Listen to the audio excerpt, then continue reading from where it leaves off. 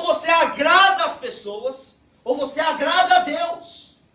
Ou você agrada o sistema, ou você agrada a Deus. Ou você agrada a você mesmo, ou você agrada a Deus. Ou você vai agradar a sua carne, ou você vai agradar a Deus. Você vai ter que decidir um dia.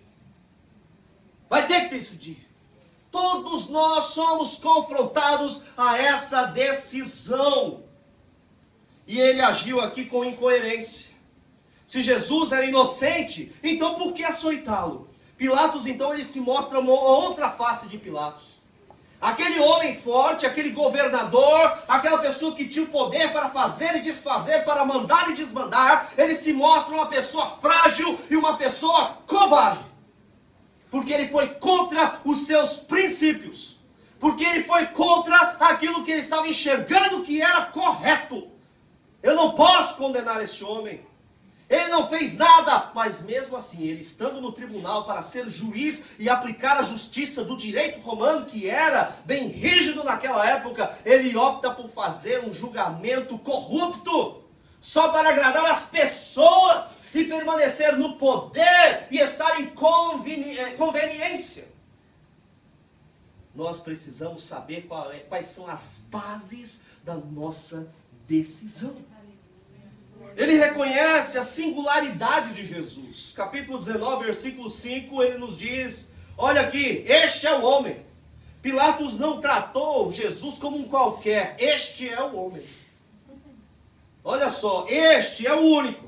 Este é aquele que está gerando essa celeuma, esse movimento, este tumulto. Este é esse homem que está movendo as multidões. Este é esse homem que é amado por muitos, mas ao mesmo tempo mexe com a estrutura e com os pensamentos de outros. Este é o homem.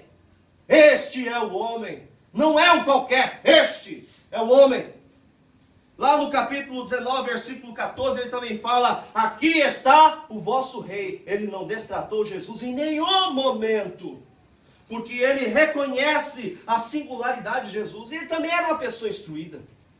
E ainda que ele não tivesse fé, ele possuía a capacidade racional de compreender que Jesus era uma pessoa incomum e capaz de mover as multidões. Esse homem é diferente. Existe algo nele que eu não compreendo. Ele é maior do que César. Pilatos defende a Jesus, mas ele não se entrega a Jesus. Capítulo 19, versículo 12, o que nos diz? Daí em diante Pilatos procura soltá-lo, mas os judeus gritavam, se soltares esse homem, não és amigo de César. Todo aquele que se declara rei é contra César. Ele tenta defender Jesus, mas ele não se entrega a Jesus. Ele sabe que é inocente, sabe que condenando-o e não recebendo como Salvador, ele iria ser culpado. Ele estava na sua consciência entendendo isso. E muitos agem também de modo semelhante. Defendem a verdade. Ah, Jesus é muito bom.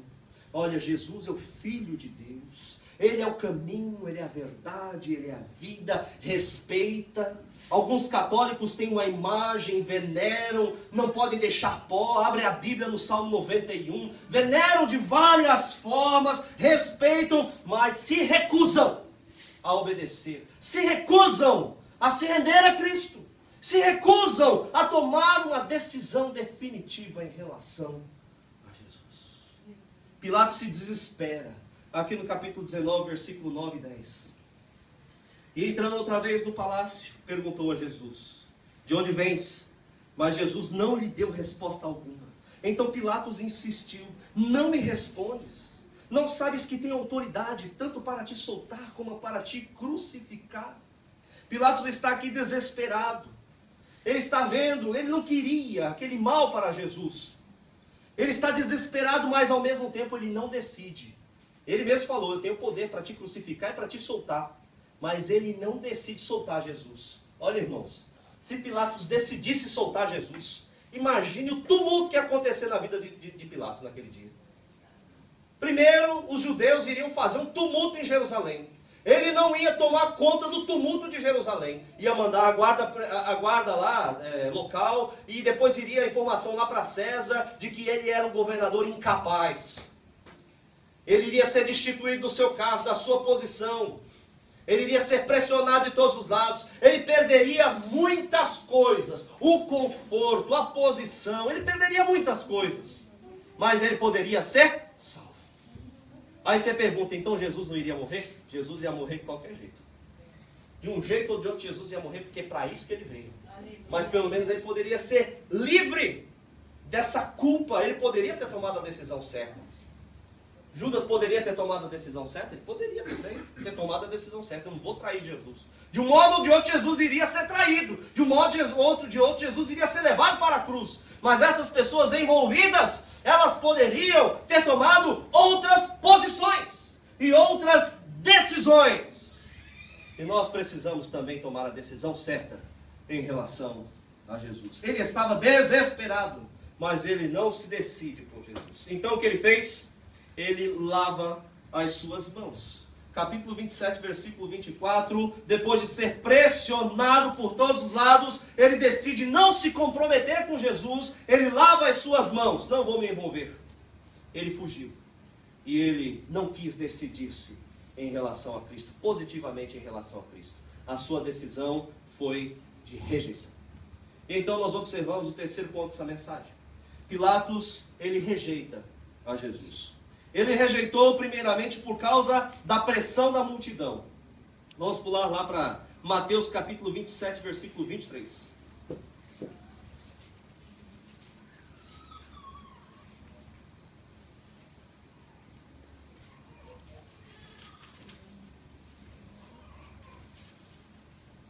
Pilatos, porém, disse: mas que mal ele fez? Eles, contudo, gritavam ainda mais: que seja crucificado. Nós observamos Pilatos aqui voltando-se para as pessoas e perguntando a opinião dos outros. O que foi que ele fez? O que foi que ele cometeu? Qual foi o crime que ele cometeu? O que eles estão dizendo? Que mal que ele fez? E muitas vezes nós procedemos da mesma forma. O que meu pai vai dizer? O que meu marido vai dizer? O que os meus amigos vão falar de mim? Se eu assumir um compromisso com Cristo e se eu tomar uma decisão em relação a Deus. Pilatos estava receoso que a multidão provocasse um tumulto. Isso o iria desestabilizar. E ele precisava do apoio dos judeus. Isso o comprometeria diante de César. E portanto ele se calou por causa da pressão da multidão. Quando nós entregamos a nossa vida para Jesus, irmãos, há um tumulto. Isso é normal, né? Houve um tumulto ali com Pilatos, e era o momento dele tomar a decisão certa, e era o momento de tumulto. Conosco é assim também, irmãos. Quando nós aceitamos a Jesus, em primeira instância acontece um tumulto. Aquilo que você está fazendo de errado, você fica meio tumultuado, meio atordoado.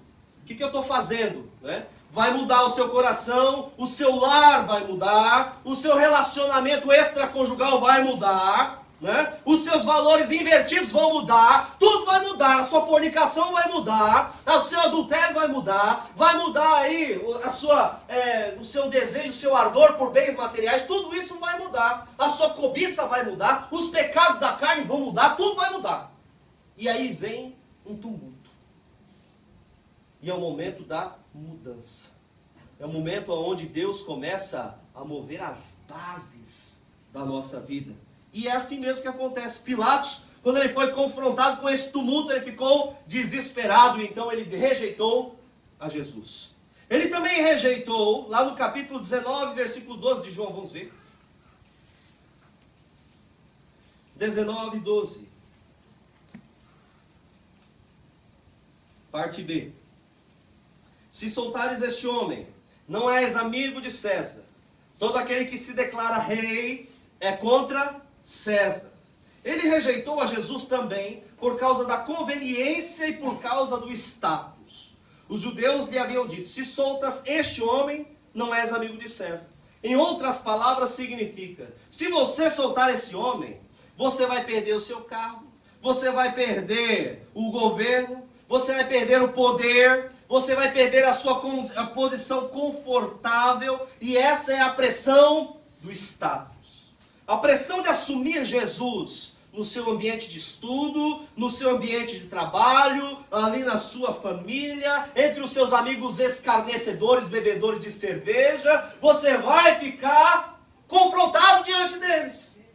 Você vai se ver confrontado a essa conivência, essa conveniência do status de onde você está inserido. Você vai precisar tomar uma decisão. Ou então você vai acabar decidindo por rejeitar a Jesus também. Ele